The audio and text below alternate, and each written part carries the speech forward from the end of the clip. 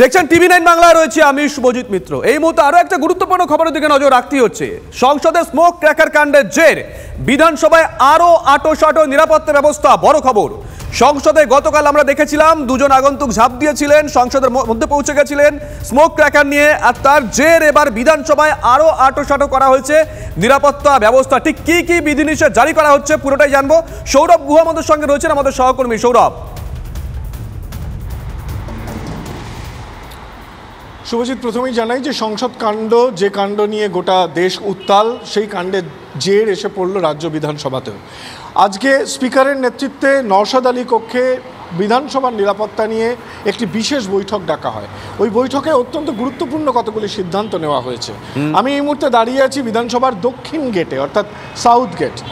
সেই গেটে এবং পশ্চিম গেট, এই দুটি গেটে কিন্তু ক্যামেরা বসানো হবে। বিধায়কদের সঙ্গে বা অন্যান্যরা যারা গেট পাস নিয়ে ঢুকছেন গেস্ট, তাদের ছবি তোলা হবে ওই ক্যামেরায়। আচ্ছা, যারা গেস্ট ঢোকেন, অনেক সময় বিধায়কদের তাদের বিধায়ক অঞ্চল থেকে বা তার পার্টি থেকে লোকেরা আসে, তাদের সময়সীমা, গেট পাসের সময়সীমা, ভিজিটার্স পাসের সময়সীমা 2 ঘন্টা করে দেওয়া হলো। খুব গুরুত্বপূর্ণ, বিধায়ক এবং মন্ত্রীদের সঙ্গে যে নিরাপত্তা কর্মীরা থাকেন, তারা এখন থেকে বিধানসভায় ঢুকবার আগে বিধানসভার নিরাপত্তা কর্মীদের কাছে তাদের আগ্নেয়াস্ত্র জমা করে যাবেন এবং তারা লবিতে ঘোরাঘুরি করতে পারবেন না। নির্দিষ্ট কক্ষে তাদেরকে যেতে হবে। পাশাপাশি তাদেরকে পাস, মানে প্রত্যেককে পাস দেখিয়ে, গেটে পাস দেখিয়ে প্রবেশ করতে হবে, সদস্য, সাংবাদিক, কর্মচারী প্রত্যেককে। অর্থাৎ সংসদ কাণ্ডের জের বিধানসভার নিরাপত্তায় কিন্তু আঁটোসাঁটো নিরাপত্তার ব্যবস্থা করবার একটা প্রয়াসই হলো বিধানসভা কর্তৃপক্ষ। স্পিকারের নেতৃত্বে বৈঠক থেকে সিদ্ধান্ত। ধন্যবাদ সৌরভ। বিধানসভার ছবি তো দেখালাম, সৌরভ ও তুলে ধরলো কি কি বিধিনিষেধ সেখানে জারি করা হয়েছে। এর পাশাপাশি নবান্নর দিকে নজর রাখতে হচ্ছে। নবান্নে পুলিশ কর্তাদের না দেখে ক্ষুব্ধ খোদ মুখ্যমন্ত্রী। সূত্রের খবর, আজ মমতা নবান্নে পৌঁছলেও ছিলেন না কোনো পুলিশ কর্তা। সূত্রের খবর, সংসদে স্মোক হামলার পর দিন নবান্নে সেক্রেটারিয়েটের নিরাপত্তা দেখতে হঠাৎই পৌঁছে যান মুখ্যমন্ত্রী। সকাল 11:30 নাগাদ বেরোনোর কথা থাকলেও আচমকাই 10:35 নাগাদ নিজের নিরাপত্তা রক্ষীকে নিয়ে বেরোন মুখ্যমন্ত্রী। 10:50 নাগাদ নবান্নে পৌঁছে যান। তারপরে কি দেখেন মুখ্যমন্ত্রী, কি ছিল ছবি, পুরো বিষয়টা জানবো। দীক্ষা ভুইয়া আমাদের সঙ্গে রয়েছেন, আমাদের সহকর্মী। দীক্ষা। দেখো, প্রত্যেক দিনই মুখ্যমন্ত্রীর কনভয় বাড়ি থেকে কখন বেরোবে তার একটা নির্দিষ্ট সময় বাঁধা থাকে। আজকে তিনি উত্তরবঙ্গ থেকে সফর থেকে ফেরার পরে গতকাল অর্থাৎ বুধবার তিনি নবান্নে যাননি। বৃহস্পতিবার 11:30 তার বাড়ি থেকে বেরোনোর কথা, কিন্তু 10:30 নাগাদই তার কনভয় রেডি হচ্ছিল যখন তিনি আচমকা বাড়ি থেকে বেরোন এবং তার নিজস্ব যে কয়েকজন সিকিউরিটি রয়েছে তাদের নিয়ে আচমকা তিনি নবান্নে 10:49 থেকে 50 মিনিটের মধ্যে পৌঁছে যান। নবান্নের ভেতরে সিকিউরিটির কিন্তু দায়িত্ব কলকাতা পুলিশের, অর্থাৎ DCRF এর আন্ডারে। সেখানে থাকেন ওসি নবান্ন, এসি নবান্ন। কিন্তু মুখ্যমন্ত্রী নবান্নে পৌঁছে দেখেন যে সেখানে তারা কেউ নেই এবং তাতে পুরো ব্যাপারটা হতভম্ব হয়ে পড়েন মুখ্যমন্ত্রী নিজে।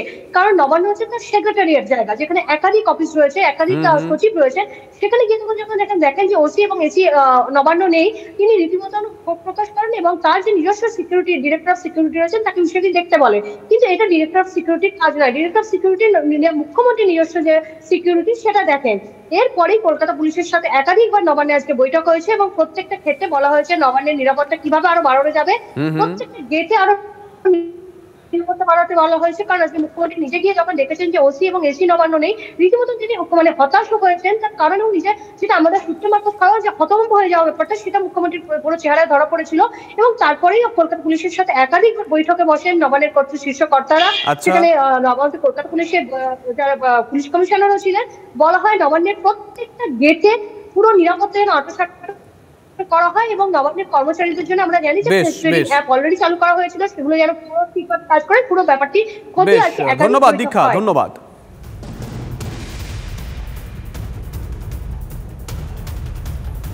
এদিকে সংসদে একদিনে সাসপেন্ড 15 জন সাংসদ। Rajya Sabha suspend Derek O'Brien, Lok Sabha suspend 14 জন সাংসদ। ডেরেককে আবারও করা ধানকার। রাজ্যসভা থেকে ডেরেককে সাসপেন্ড করলেন উপরাষ্ট্রপতি জগদীপ ধনকর। অভব্য আচরণের অভিযোগে সাসপেন্ড করা হয়। অভিযোগ, ধনকরের কথা শোনেনি ডেরেক ওব্রায়ান। ডেরেকের সাসপেনশনের পর বৈঠক, প্রত্যেক দলের সংসদীয় নেতাদের নিয়ে ধনকরের বৈঠক। চলতি অধিবেশনে লোকসভায় 14 জন সাংসদ সাসপেন্ড হয়েছেন। লোকসভায় বিশৃঙ্খলার অভিযোগে সাসপেন্ড হয়েছেন তারা। সংসদে স্মোক হামলার প্রতিবাদে সরব হয়েছিলেন বিরোধী সাংসদরা। সংসদে বিশৃঙ্খল আচরণের অভিযোগেই সাসপেন্ড কংগ্রেস সাংসদরা।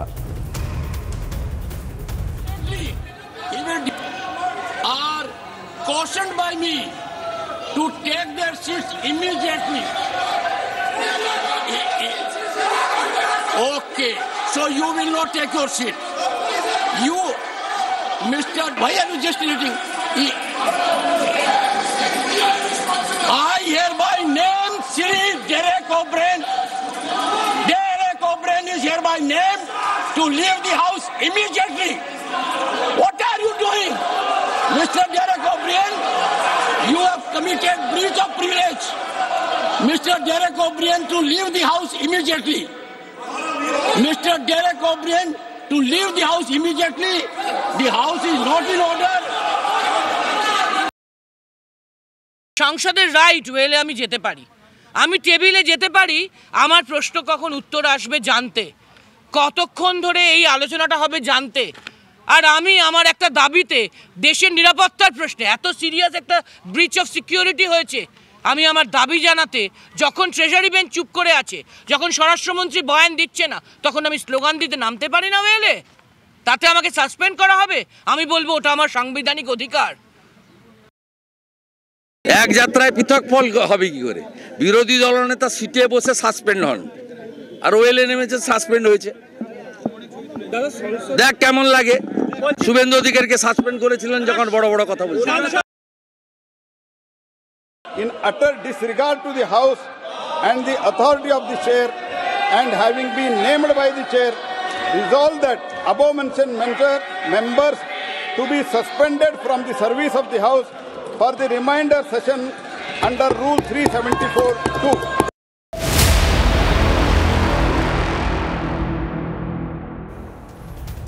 এদিকে সংসদে স্মোক ক্র্যাকার কাণ্ডে বাংলা যোগ, অন্যতম মাস্টারমাইন্ড ললিত ঝা এই মুহূর্তে পলাতক।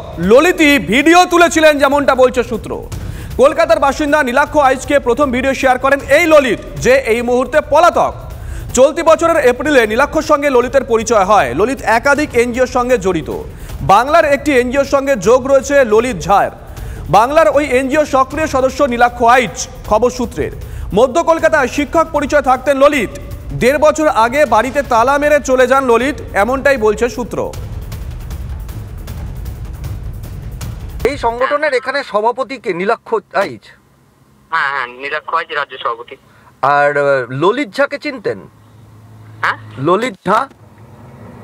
ললিত ঝা, হ্যাঁ ললিত ঝাকে দেখতাম, মানে আমাদের যে হোয়াটসঅ্যাপ যে অফিসিয়াল গ্রুপটি ছিল, ওখানে উনি বিভিন্ন রকম কথাবার্তা বলতেন। ওনাকে কিছু একটা সম্মানও দেওয়া হয়েছিল সম্ভবত, কি দ্বিতীয় বর্ষ একটা কিছু একটা সম্মান দেওয়া হয়েছিল।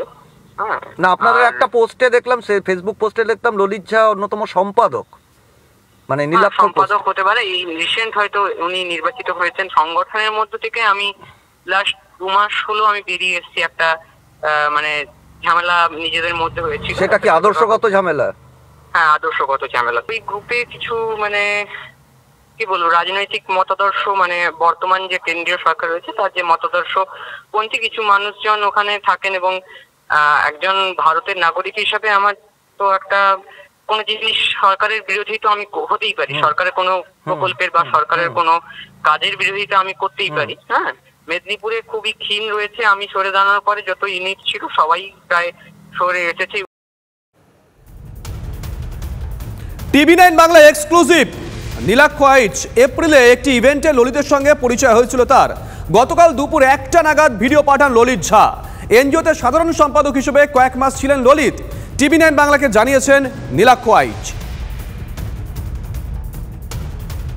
আমার সাথে ওনার পরিচয় হয়েছিল একটি ইভেন্টে, এপ্রিল মাসে একটি অনুষ্ঠান হয়েছিল ললিত ঝার সাথে।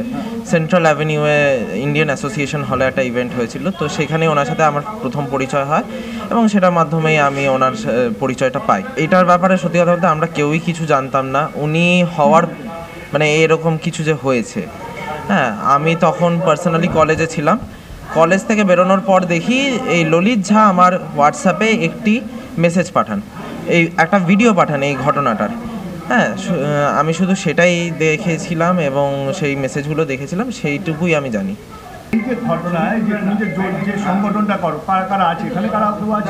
আমার কলেজ বন্ধুরা, আমার পরিচিত কয়েকজন রয়েছে। কলেজের কয়েকজন আমার সহপাঠীরা মিলেই আমরা এটা করেছি। শুধুমাত্র এই মানে ভিডিওটা যেহেতু আমার কাছে সেন্ড হয়েছে এবং উনি আমাদের অর্গানাইজেশনে ছিলেন, এটা ছাড়া না আমি মানে ওনাকে ছাড়া আর অন্য কাউকে চিনতাম না। নীলাক্ষ আইচকে প্রথম ভিডিও শেয়ার করেন মাস্টারমাইন্ড ললিত। ছেলে নিলয়ের এনজিও যোগ প্রসঙ্গে সেভাবে কিছুই নাকি জানা নেই বাবা নিলয় আইচের। তার দাবি মাস্টারমাইন্ড ললিত ঝা কিংবা অন্য কেউ কখনো তার বাড়িতে আসেনি। ওরা বাড়িতে আমার কোনোদিন আসেনি, টেলিফোনে পরিচয়, এপ্রিল মাসে ও কোথায় গেছে, ও তো বাড়িতে থাকে না, ও বিধাননগর কলেজে পড়ে, কলেজে যায়, কলেজ থেকে এবার ওর যদি বাইরে কোথাও পরিচয় হয় কী করে আমি জানবো?